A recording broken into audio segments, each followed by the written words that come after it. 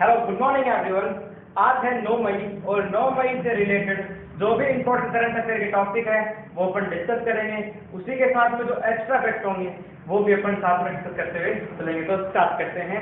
सबसे पहले तो हाल ही में एक बस स्टार्ट की गई है। क्या स्टार्ट की गई है? एक बस स्टार्ट की गई है। इसका नाम क्या है? कोविड-19 टेस्ट बस। सबसे पहले बात करते हैं कोविड-19 टेस्ट बस है क्या चीज। इसमें जो भी ये जो बस है इसमें आप लोगों की पूरी सेफ्टी का ध्यान रखकर और इस बस में आपको पूरी सेफ्टी का ध्यान रखा जाएगा कि आपको एक जगह से दूसरी जगह ड्रॉप करने के अंतराल आपको सैनिटाइज वगैरह भी इसी बस में किया जाएगा। ठीक है, ये पूरी हाइजीनिक बस है। अब बात करते हैं ये बस स्टार्ट कहाँ पे हुई है। तो ये महाराष्ट्र गवर्नमेंट ने स्टार्ट की है।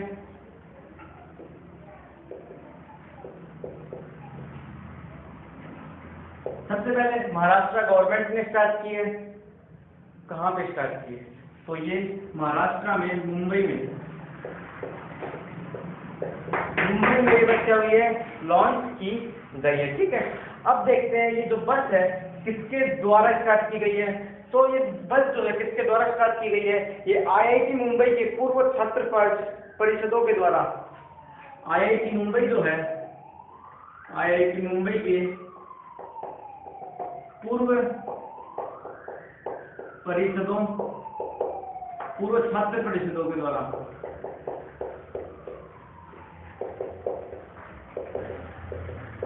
जो पुराने स्टूडेंट थे उनकी यूनियन के द्वारा। कहाँ के स्टूडेंट थे वो? आईआईटी मुंबई के जो पुराने स्टूडेंट थे उन छात्रों ने मिलकर इस बस का शुभारंभ किया है, फिर से लॉन्च किया गया है। अब चलते हैं आगे। अब ये स्टार्ट की गई है महाराष्ट्र में। तो महाराष्ट्र से रिलेटेड जो भी इंपॉर्टेंट है आज तक की वो देख लेते हैं। इंपॉर्टेंट डे करंट अफेयर जो भी है महाराष्ट्र से संबंधित देखते हैं। महाराष्ट्र की राजधानी है मुंबई। याद रखें, महाराष्ट्र की राजधानी क्या है? महाराष्ट्र की राजधानी है मुंबई। और यहाँ के जो सीएम है उनका नाम क्या है? उद्धव ठाकरे।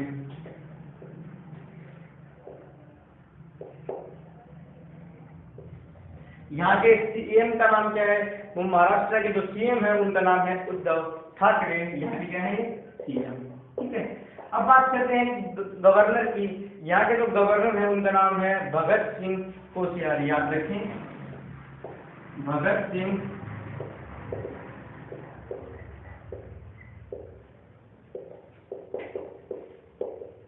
कोश्यारी। ठीक है, और यहाँ के जो उच्च न्यायाधीश है उनका नाम क्या है? उनका नाम है प्रदीप नंद्रा जोग।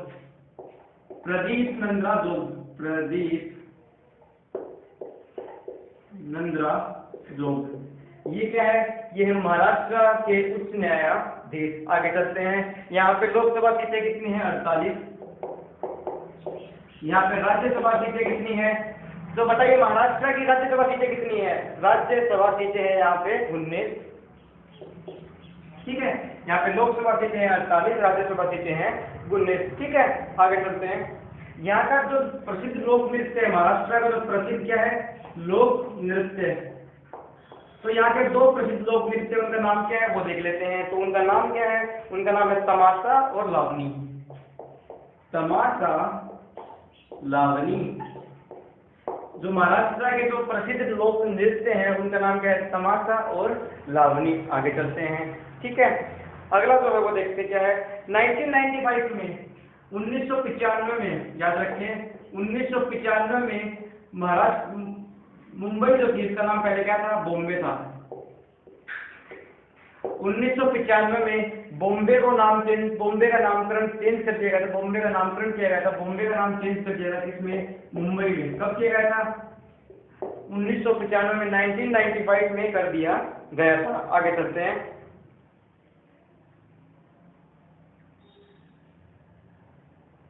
जो मुंबई है इससे एक सवाल पूछा जाता है कि भारत में 7 टापुओं का शहर किसे कहा जाता है? तो जो 7 टापुओं का शहर किसे कहा जाता है? 7 टापुओं का शहर, 7 टापुओं का शहर कहा जाता है मुंबई को। याद रखें, 7 टापुओं का शहर मुंबई को कहा जाता है। आगे चलते हैं। यहाँ पे एक बंदरगाह है, जो सबसे बड़ा बंदरगाह है वो देख लेते हैं। मुंबई का सबसे बड़ा बंदरगाह है, कौन से वो बंदरगाह का नाम देख लेते हैं, तो उसका नाम है जवाहरलाल नेहरू बंदरगाह। क्या नाम है उसका?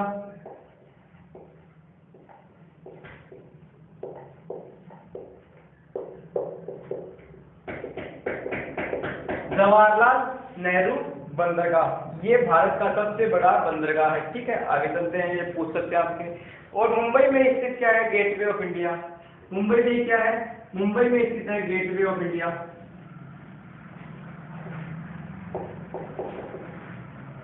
तो आपसे पूछा जाएगा, याद रखिए, इंडिया गेट अलग है, गेटवे ऑफ इंडिया अलग है। तो गेटवे ऑफ इंडिया कहाँ पे है?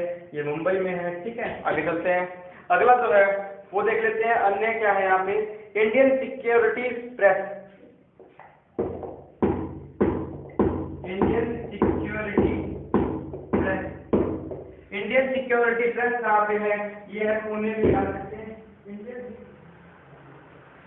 इंडियन सिक्योरिटी प्रेस कहाँ पे है? ये है पुणे में, याद रखिए। कहाँ पे है? पुणे में। इंडियन सिक्योरिटी प्रेस ये कहाँ पे? पुणे में है। आगे चलते हैं। भारतीय मौसम प्रयोगशाला ये कहाँ पे है? इंडियन वेदर रिसर्च सेंटर कहाँ पे है? ये भी मुंबई में है।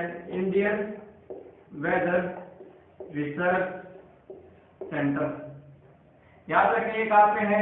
ये भी कहाँ पे है? ये भी मुंबई में है। इंडियन वेदर रिसर्च सेंटर ये कहाँ पे है? ये भी मुंबई में ही है। ठीक है, और जानते हैं महाराष्ट्र के बारे में कुछ नई नई चीजें, देखते हैं क्या क्या है यहाँ पे। यहाँ पे भामा एटॉमिक सेंटर है। भामा एटॉमिक रिसर्च सेंटर ये कहाँ पे है? ये मुंबई में है। ये तो एग्जाम में पूछा जाता है कि भाभा एटॉमिक रिसर्च सेंटर कहाँ पे है, तो ये मुंबई में स्थित है। आगे चलते हैं, अगला क्या है वो अपना करेंसी प्रेस। करेंसी जो पैसे छापते हैं वो कौन सी कहाँ पे है? Currency press printing. Currency press printing ये कहाँ पे? आप लोग मुझे कमेंट करके बताइए, अभी मैं बताता हूँ। जो करेंसी प्रेस प्रिंटिंग है ये कहाँ पे है? नासिक में। कहाँ पे है? ये है नासिक में। और नासिक कहाँ पे है? यह है महाराष्ट्र में ही है एक जगह नासिक, वहां पे क्या है? करेंसी प्रेस प्रिंटिंग, जहाँ पे करेंसी छापी जाती है। आगे चलते हैं, जो अब जाने से रेलवे स्टेशन के बारे में। जो मुंबई का रेलवे स्टेशन है उसे किस अवार्ड से सम्मानित किया गया? मुंबई का जो रेलवे स्टेशन है, मुंबई रेलवे स्टेशन, ठीक है, इसे किस अवार्ड से सम्मानित किया गया है? ईट राइट स्टेशन से। ईट राइट स्टेशन इस अवार्ड से सम्मानित किया गया है किसको? मुंबई रेलवे स्टेशन को, ईट राइट स्टेशन से। ईट राइट स्टेशन है क्या एक्चुअल में? ये क्यों दिया जाता है? ये इसलिए दिया जाता है कि आप लोग रेलवे स्टेशन वाले लोग जो शॉप लगाते हैं छोटी छोटी वहाँ पे, वो आप लोगों को कितना शुद्ध खाना देते हैं, इससे संबंधित ये अवार्ड दिया जाता है। तो ये किसे दिया गया है? ये मुंबई रेलवे स्टेशन को दिया गया है। ये कहाँ पे? मुंबई, महाराष्ट्र में है। आगे चलते हैं, अब जानते हैं जीआई टैग के बारे में। तो अभी जीआई टैग भी दिया गया है महाराष्ट्र की, वो किसको दिया गया है? संगली हल्दी को। संगली हल्दी को क्या दिया गया है? GI tag. याद रखिए, ये टैग तो बहुत इंपॉर्टेंट है, जीआई टैग बहुत ज्यादा इंपॉर्टेंट है। तो ये किसे दिया गया है? संगली हल्दी को जीआई टैग दिया गया है। ठीक है, ये कहाँ की है? ये महाराष्ट्र की है। संगली हल्दी कहाँ की है? ये महाराष्ट्र की। याद रखें। अब जान लेते हैं महाराष्ट्र में जो इम्पोर्टेंट क्या है, हेडक्वार्टर है, वो देख लेते हैं। 2-3 जो एग्जाम में पूछे ही जाते हैं, तो आप लोग सिंपली याद रखें। मुंबई में कौन कौन से हेडक्वार्टर है? महाराष्ट्र कहाँ पे? मुंबई में देख लेते हैं। एसबीआई, सीबीआई, सेबी, आरबीआई, इन सभी के हेडक्वार्टर कहाँ पे हैं? इन सभी के हेडक्वार्टर हैं मुंबई में। जो अभी मैंने आप लोगों को महाराष्ट्र से रिलेटेड अभी तक जो भी थे मैंने इंपॉर्टेंट, वो आप लोगों को डिस्कस किए। अब चलते हैं आगे। ठीक है, मुंबई से रिलेटेड जो भी इंपॉर्टेंट करंट थे मैंने आप लोगों को बता चुका हूँ। अब चलते हैं आगे। अभी एक योजना स्टार्ट की गई है, उसका नाम क्या है? उसका नाम कर देख लेते हैं, सुरक्षित दादा दादी और नाना नानी अभियान।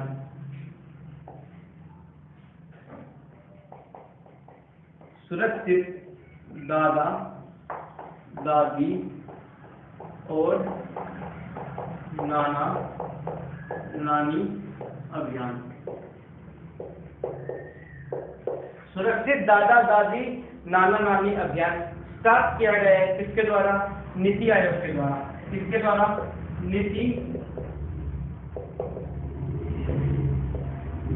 नीति आयोग के द्वारा यह स्टार्ट किया गया है। अब जान लेते हैं ये नीति आयोग है क्या। ठीक है, सबसे पहले इस योजना के बारे में जान लेते हैं। स्टार्ट की गई है कोविड-19 के चलते जो भी बुजुर्ग लोग हैं इनकी सेवा करने के लिए यह स्टार्ट किया गया है। ठीक है, उनकी देखभाल करने के लिए ये योजना स्टार्ट की गई है, ये अभियान स्टार्ट किया गया है। अब देखते हैं नीति आयोग की फुल फॉर्म क्या है। नीति की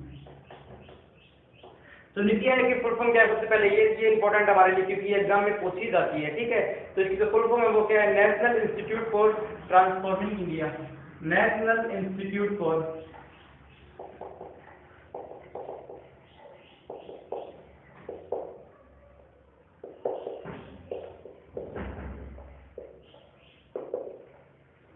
याद रखें, national institute for transforming India, ये इसकी फुल फॉर्म है नीति की। ठीक है, नीति आयोग की ये है फुल फॉर्म है। अब देखते हैं नीति आयोग की स्थापना कब हुई थी। सबसे पहले तो ये जान लें कि पहले नीति आयोग नहीं था, इसका नाम पहले क्या था? इसका नाम था पहले योजना आयोग।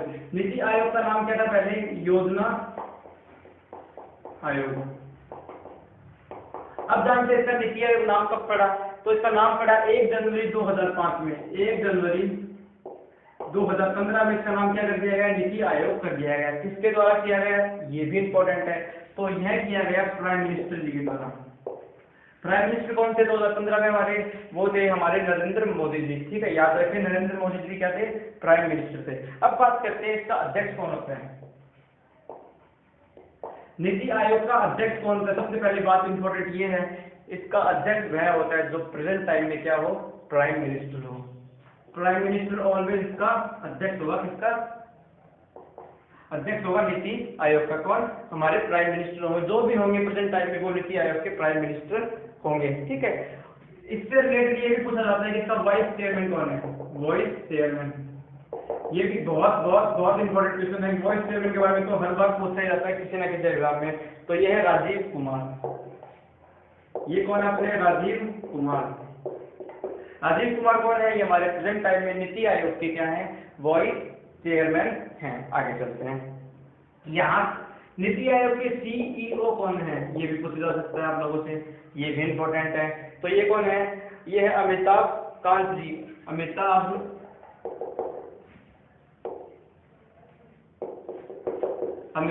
कांत जी क्या है हमारे प्रेजेंट टाइम में? ये हमारे नीति आयोग के सीईओ हैं। आगे चलते हैं। ये अपना कंप्लीट हो गया। अब आगे नेक्स्ट देखते हैं। नेक्स्ट टॉपिक क्या है? तो अभी हाल ही में आरबीआई सेंट्रल बोर्ड के आरबीआई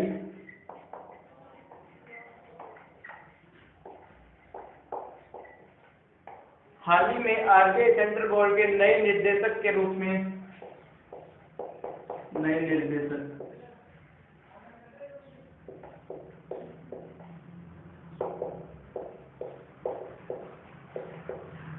हाल ही में आरबीआई के नए निर्देशक के रूप में किसे नियुक्त किया गया? तो वो नियुक्त किया गया तरुण बजाज को। किसे नियुक्त किया गया? नए निर्देशक का पद किसे दिया गया? ये दिया गया तरुण बजाज को। याद रखें, आरबीआई सेंट्रल बोर्ड के नए निर्देशक का पद किसे दिया गया? ये दिया गया है तरुण बजाज को। ठीक है, अब देख लेते हैं आरबीआई का फुल फॉर्म क्या है। तो आरबीआई की फुल फॉर्म क्या है? इसकी फुल फॉर्म है रिजर्व बैंक ऑफ इंडिया।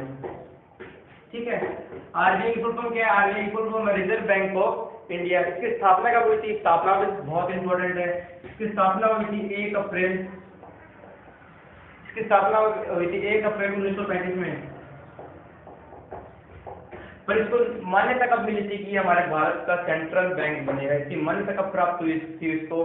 तो इसकी मान्यता प्राप्त हुई थी हमें कब हुई थी? सबसे पहले 1 जनवरी 1949 में इसकी मान्यता प्राप्त हुई थी। नेशनलाइजेशन प्राप्त हुई थी कि जो आरबीआई है हमारे भारत का नेशनल बैंक बनेगा। इसकी मान्यता कब प्राप्त हुई थी? तो 1 जनवरी 1949 को 1949 में इसकी हमें मान्यता मिली थी आरबीआई की। ठीक है, अब देखते हैं आगे इसका हेडक्वार्टर पूरा, इसका हेडक्वार्टर मैंने आपको बताया था मुंबई में, इसका हेडक्वार्टर है, याद रखें। हेडक्वार्टर कहाँ पे? मुंबई में। आरबीआई का हेडक्वार्टर कहाँ पे है? मुंबई में है, ठीक है। अब देखिए इसके गवर्नर कौन है। प्रेजेंट टाइम में आरबीआई के गवर्नर कौन है? गवर्नर तो वो कौन है? शक्तिकांत दास।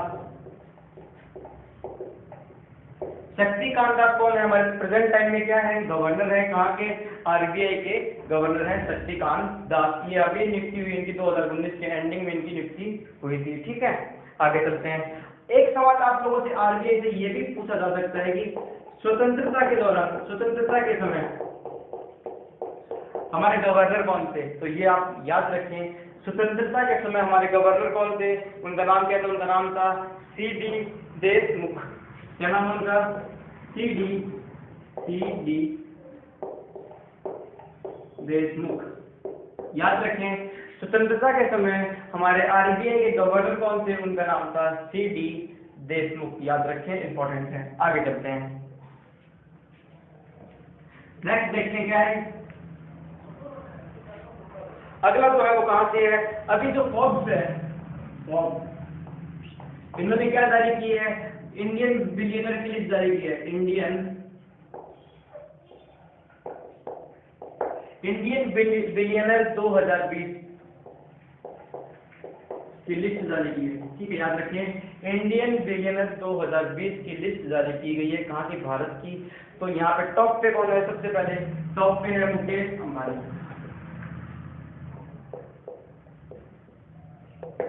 मुकेश अंबानी, ठीक है। कितनी संपत्ति इनके पास? 38.5 बिलियन करोड़, बिलियन इनकी संपत्ति, ठीक है। 38.5 बिलियन संपत्ति को लेकर ये पहले स्थान पे हैं। अभी कोविड-19 के चलते इनका बहुत नुकसान हुआ है, उसके बावजूद भी ये पहले स्थान पे बने हुए हैं भारत के बिलियनरों में। अब बात करते हैं फोर्ब्स के बारे में।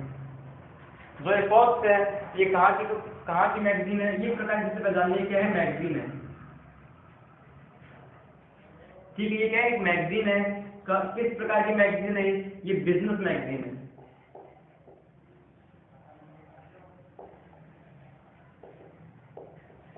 कहाँ की है? अमेरिका की। सबसे पहले फोर्ब्स मैगजीन किससे संबंधित है? ये एक बिजनेस मैगजीन है। कहाँ की मैगजीन है? ये है कहाँ की? अमेरिका की मैगजीन है। और याद रखें, ये सप्ताह में एक बार पब्लिश होती है, यानी कि वीकली मैगजीन बोलते हैं, ठीक है।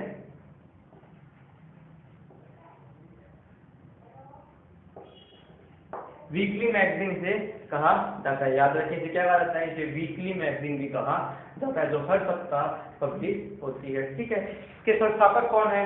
तो इसके संस्थापक कौन है? वो है स्टीव फोर्ब्स। के संस्थापक कौन है? Steve Forbes. Steve Forbes.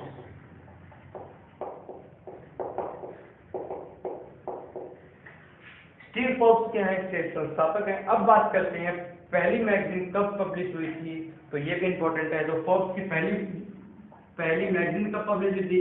तो ये हुई थी 1917 में, फर्स्ट मैगजीन पब्लिश।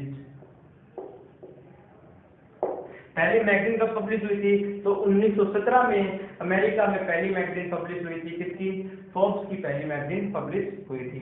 अब चलते हैं आगे। आज की लास्ट जो करंट अफेयर है वो देख लेते हैं, वो छोटी सी है, ठीक है। अब अवार्ड है एक, अब क्या है? लास्ट क्या है? एक अवार्ड है। मैं अवार्ड का नाम लिख देता हूँ पूरा।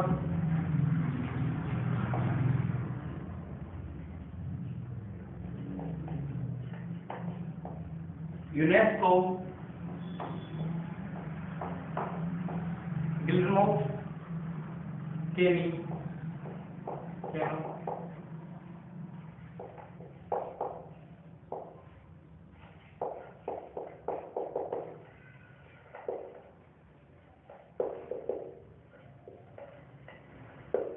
देखिए नाम क्या है। तो इसका नाम है वो है UNESCO Guillermo Cano World Press Freedom Prize 2020। ये किसे दिया गया है? ये दिया गया है किसे? जिनथा बेदोयो लिमा को। किसे दिया गया है? ये दिया गया है जिन्हें था